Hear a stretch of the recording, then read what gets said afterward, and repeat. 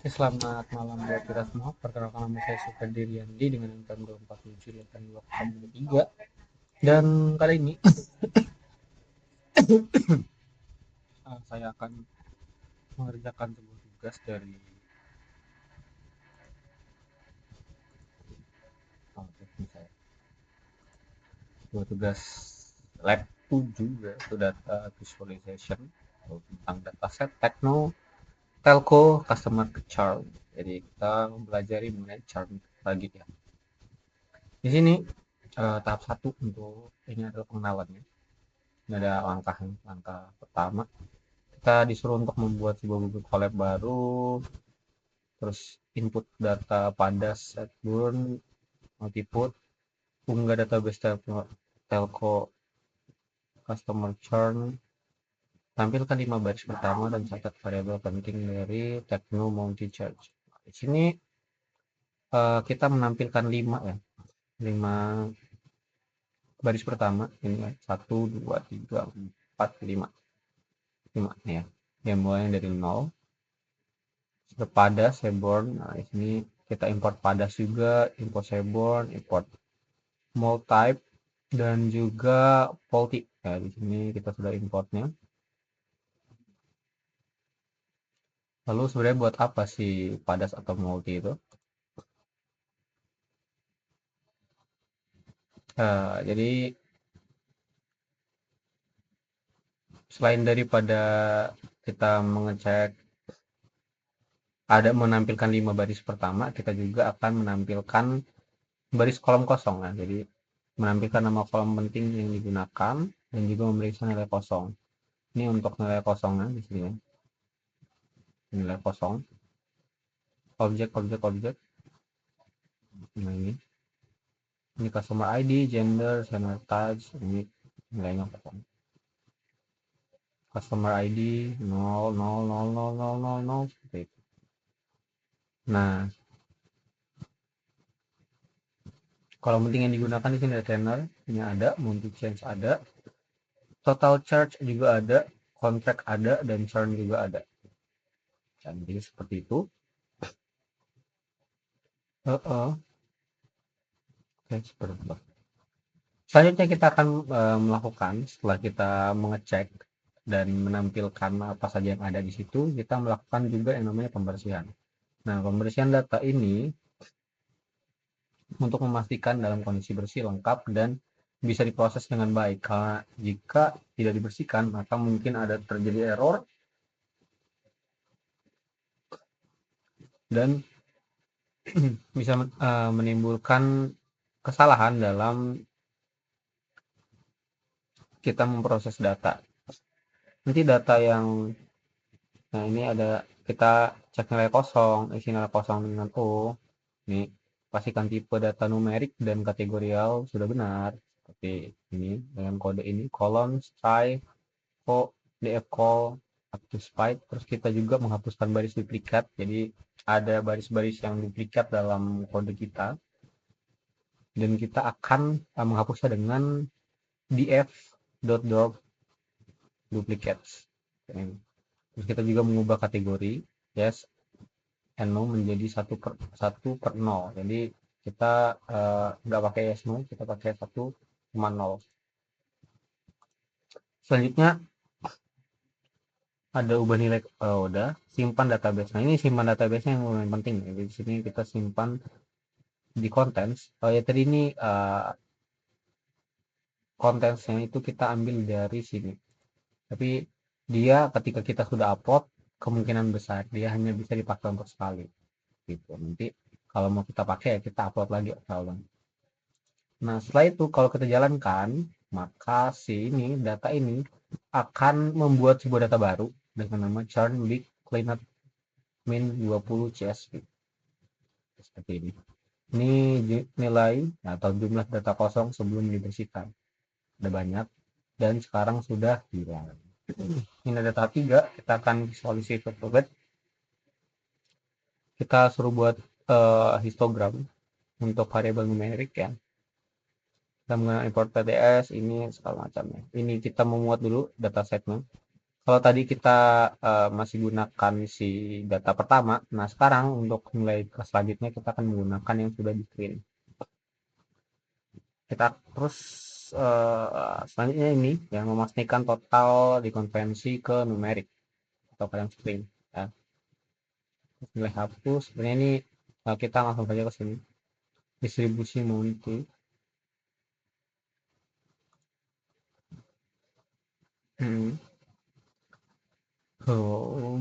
Jadi untuk yang pertama ini yaitu histogram numerik, kita bisa melihat ini hasil dari 3 biji ya. Nah, di sini kalau Monty Change ini cenderung miring ke kanan dan menandakan bahwa banyak pelanggan dan dengan biaya bulanan rendah. Kalau tenor itu dia menunjukkan banyak pelanggan dengan masa berlangganan yang singkat. Kalau total change ini mengikuti pola kumulatif dari tenor dan multi change seperti itu. Nah, ini di block exploit yang kedua. Kalau block exploit ini dia menampilkan kotak-kotak seperti ini ya. Nah, ini hasil box plot ini menunjukkan adanya outliner terutama pada kolom total change. Nilai tersebut menunjukkan pelanggan dengan akumulasi biaya yang sangat tinggi. Meskipun begitu, outliner tidak langsung dihapus karena bisa merepresentasikan pelanggan yang benar-benar lama dan berlangganan. Ya, kita bisa lihat di sini ya. Ada outlinernya. Bentuknya seperti ini. Sudah clock ini ya. Nah ini dia tuh berfungsi sebagai hasil yang akan memperhatikan si pelanggan dengan status churn no atau jauh lebih banyak dibandingkan yes. Itu menandakan adanya ketidakseimbangan kelas. Nah, ini no ya. Churn no lebih banyak. Where is no? Call. Oke. Nah, ini no dan ini yes ya. No-nya kan lawan. Nah, terus kalau di jenis yang kedua itu menjadi sangat dominan ya, karena umumnya lebih berisiko churn dibandingkan kontak jangka panjang. Jadi kalau mount to mount itu kan lebih banyak ya, karena dia tuh kalau per year atau per tahun, per 2 tahun gitu kan sedikit gitu yang mengadakannya. Tapi kalau di mount to mount atau per bulan ya, per bulan itu biasanya karena orang kan biasa gaji bulanan kan, makanya mereka lebih mengurus ke mount to mount, jadi lebih banyak condong ke mount to mount. Tahap 4 di sini kita jelaskan, kita persingkat saja. Step out. Jadi di sini ada dibagi menjadi 3 lagi. Yang pertama itu step out hubungan tenor dan multi change berdasarkan chart. Nah, di sini kita menggunakan import ya, import. Terus di sini ada fit size-nya 7,5. Tuh, kita menghubungkan tenor dan multi change berdasarkan chart. Kita cek aja. Hubungan antara tenor dan multi change. Nah, di sini kita bisa melihat bahwa hasil dari ini menunjukkan bahwa pelanggan dengan tenor rendah lebih banyak mengalami churn, terutama pada biaya berlangganan tinggi. Ini menandakan bahwa pelanggan baru dengan tarif yang mahal lebih mudah berhenti berlangganan. Nah, ya, jadi churn yang merah-merah ini itu adalah pelanggan dengan tenor rendah. Ya, karena biasanya kan kalau dia punya uang sedikit, dia cepat beli juga, cepat juga berhenti untuk berlangganan. Block exploit nomor 2. Nah, ini block exploitnya mirip-mirip ya seperti yang di atas tadi. Dan dia ini visualisasinya menunjukkan bahwa perbedaan biaya bulanan antara jenis kontak mount to mount, dan juga memiliki variasi biaya lebih besar dan cenderung lebih tinggi. Sedangkan 1 year and 2 year itu lebih stabil dan rendah. Hal ini Bisa jadi karena pelanggan dengan kontrak yang panjang biasanya mendapat potongan harga, begitu. Karena kalau kontraknya panjang itu kan dia untuk mendapatkan untung yang tetap pada si perusahaannya itu kan lebih banyak.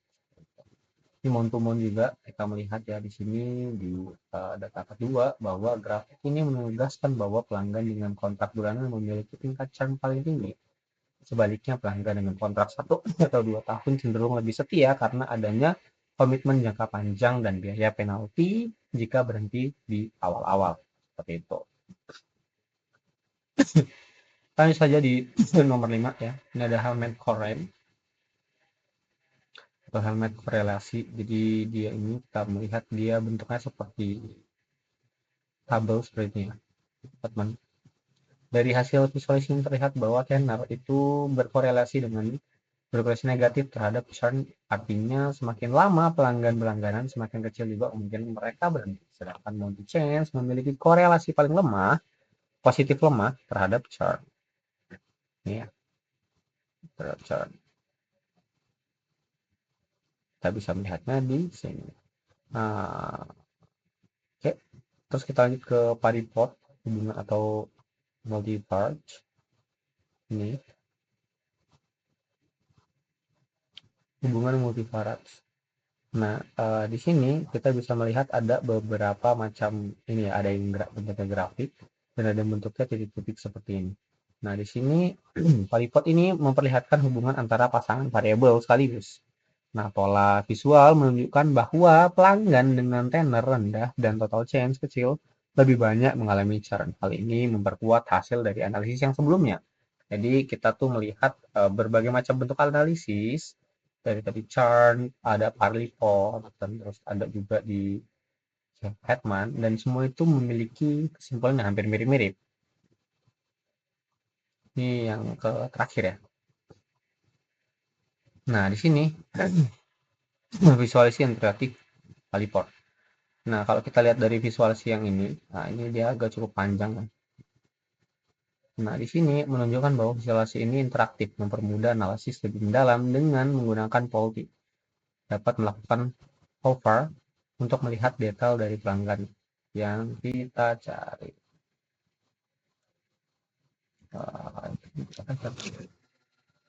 Sorry, ya seperti itu.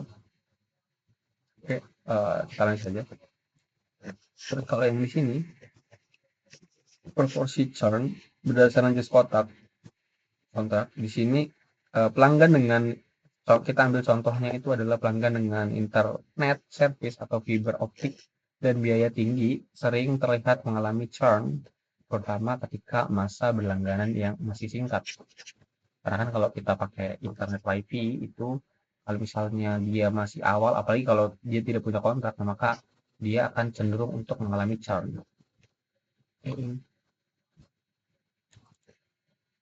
Nah, selanjutnya kita akan ke poin terakhir ya di sini. Sebaran biaya bulanan antar jenis interface. Nah, di sini kita bisa membaca bahwa selain dari interaktif bar, chart, dan fanart, histogram atau variance histogram itu memperlihatkan perbandingan churn antar tipe kontrak dan layanan internet, memberi wawasan tambahan tentang pola dan perilaku pelanggan. Kalau di sini kan kita bisa melihat ya, ini multi change, churn-nya itu di warna ini, lancang 1, Kone 12, jadi ya kita bisa melihat seperti itu. Interaktif pelanggan fiber optik memiliki biaya lebih tinggi dan churn lebih besar. Kalau refleksi soal interaktif ini memudahkan analisis pola churn berdasarkan kontrak dan juga layanan pelanggan yang diambil. Ini ada banyak ya, kayak internet service no, terus ini fiber optik, ini di SPL. Ini kalau kita lihat di sini internet service no itu di 20 nih, sedikit tinggi sekali gitu, ada yang paling menjulang tinggi. Terus ini ya, kalau di SBL fiber optik. Nah, di sini kita akan langsung saja coba jawab di nomor 7 ya sekalian. Di nomor 7 di sini tunjukkan kesimpulan. dan langkah tinjau seluruh grafik yang telah dibuat. Oke sih, udah sih. Jadi dari seluruh hasil evaluasi data, dapat disimpulkan bahwa tenor merupakan faktor yang paling berpengaruh terhadap churn. Pelanggan baru memiliki risiko churn yang lebih tinggi. Kontrak type juga sangat menentukan. Pelanggan dengan kontrak month to month lebih mudah berhenti berlangganan dibandingkan dengan pelanggan yang jangkanya panjang seperti 1 year atau 2 year. Month charge itu menunjukkan korelasi positif lemah dengan churn, dan pelanggan biaya tinggi sedikit lebih rendah rentan berhenti karena dia sudah punya banyak ini ya, sudah berinvestasi dengan tinggi. Kalau total charge itu berkorelasi dengan negatif karena berkaitan langsung dengan lama berlangganan. Untuk pelanggan dengan resiko paling tinggi churn umumnya dimiliki ciri tenor rendah dan biaya bulanan yang tinggi dan kontrak bulanan. Untuk kita mengambil rekomendasi strategis di sini, kita akan memberikan potongan harga terhadap pelanggan yang baru ada di 3 sampai 6 bulan. Karena kalau misalnya di awal-awal itu dia masih sedikit masih semangat ya, tapi kalau dari sampai 3 atau 6 bulan, di pertengahan bulan itu mereka sudah mulai lemah. Seperti itu. Oke. Mungkin itu saja video dari saya. Terima kasih dan selamat tinggal.